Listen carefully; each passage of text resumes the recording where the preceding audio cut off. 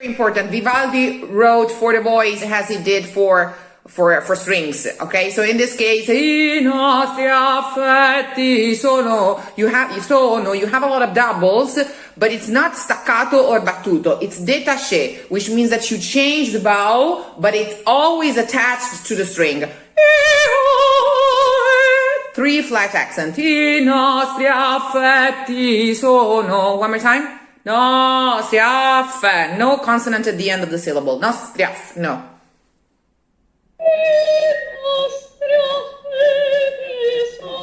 One last time.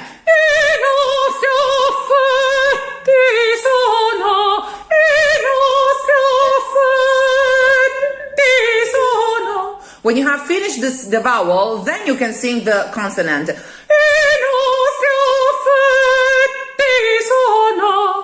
Okay.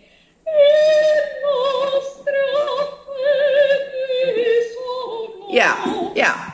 Important because in the beginning, these great voice teachers such as Vivaldi, they always want, before huge coloratura such as you have in this piece, they want you to really get the grip of your body, get the grip of your appoggio. Okay, so you cannot be walking on eggshells or up in the air in the beginning of this piece. You really have to feel.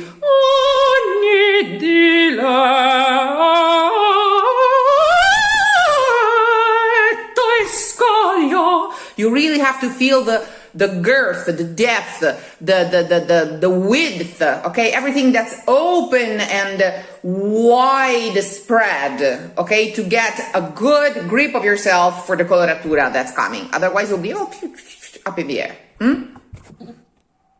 Outside, literally feel your face when you want to make sure that you're not changing anything.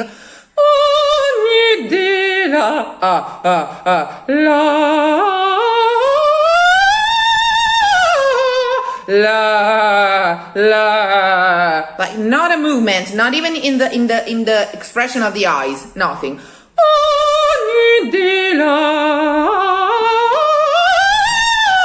Tutto uguale, everything must be the same. Okay.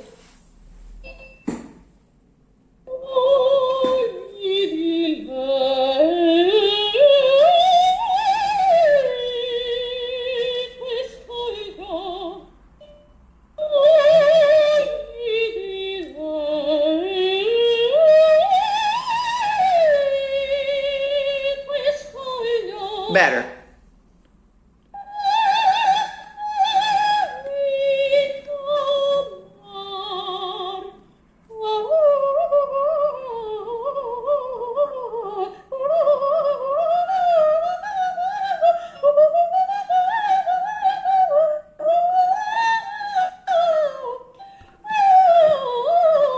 Not bad at all. Now just mark the first one of each triplet. So give me the melodic line that is obtained by connecting the dots of each of the first one of its triplets, and forget about the rest. Count them. But I need to hear just the first of the 3 ahs that you sing.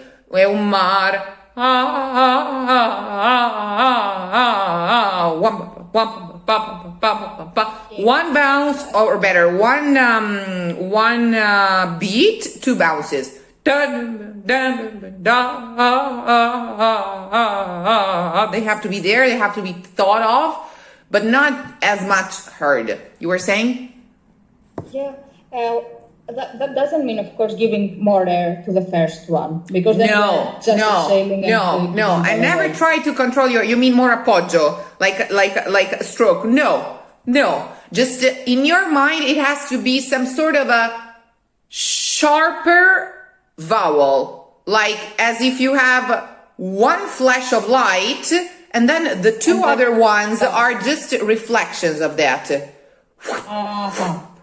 Imagine it as if, when you have a big flash of light in your eyes, you keep hallucinating the light for a little bit. It stays in your, it stays in your, so it's just one flash of light and 2 optical illusions of the next 2 ones, if it makes any sense.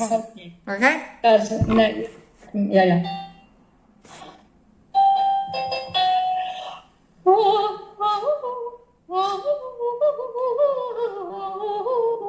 Sorry.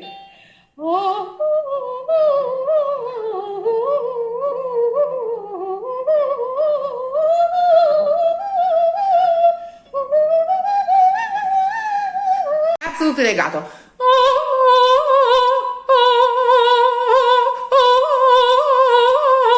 It's a perfect vocalese. He first gives you ribattuto as if it was one long line, then he starts moving you along the scale. Okay, it's very natural, like physiological, ergonomical for the voice.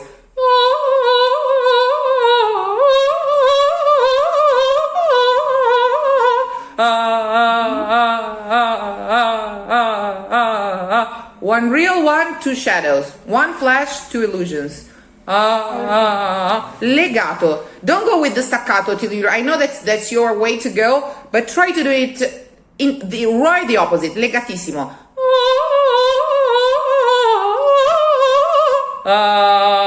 And keep the position and the setting.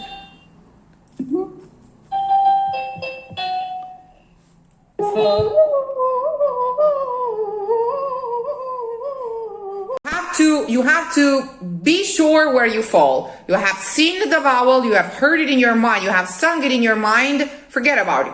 Dun. Ogni di là, ogni di là. It's like jumping on the stones to cross the river, okay? You have, before you jump on the stone, you have to aim at the stone. You look at the stone, and then you don't look at your feet as it's reaching the stone. You have looked at the stone, and then you look forward, okay? Dum, dum, da. O, I, e. Ogni di là. Dum. Next and next and next and next. Look, jump while looking at the next one, jump while looking at the next one, okay? And rest assured that you're gonna get it. Ogni di là. Ogni di là. Yes, absolutely. And the less you do, the more pleasant it is. You know, I think for us, nowadays the reference for this repertoire is Cecilia Bartoli, who is an absolute genius of musician, and she does a lot of mouth articulation when she sings this repertoire. You can see her chewing. She does a lot of this. She is the greatest, but she doesn't have to be an example in this. Because the more we delegate to our face for the articulation, the less we are articulating phonetically in our minds.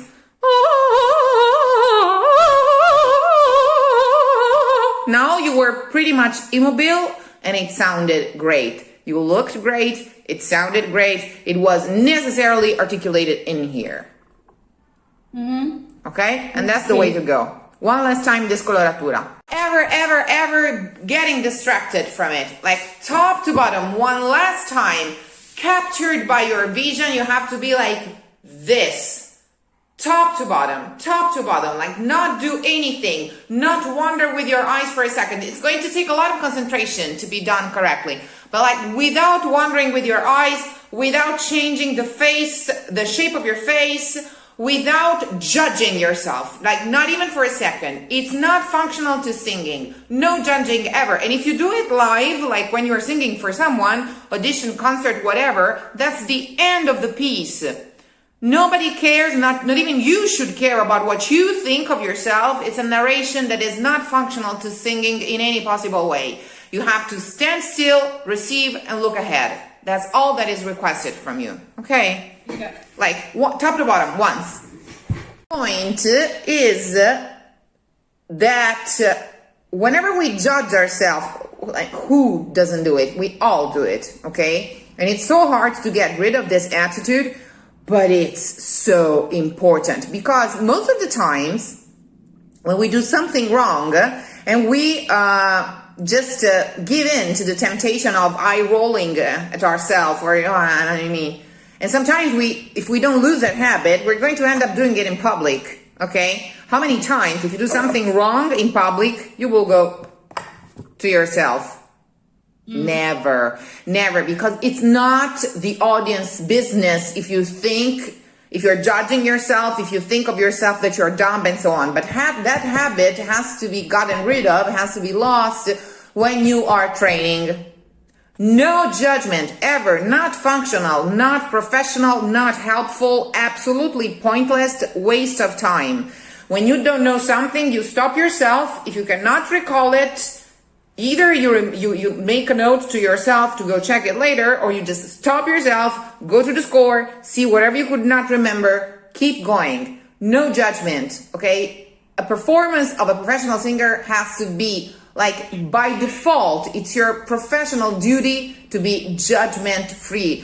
Forget about it that it's even, you help more if you love yourself and if you have a positive attitude with yourself. But sometimes the judging ourselves and eye rolling at ourselves instead of going to the score and checking what was missing, it's just an excuse to keep on making the same mistake. So if something is not the way you want, professionally, you stop, you reconsider, and you try again. Or you go to the score and you try again. But the judging, the judgment, and the bad judgment, no. Like,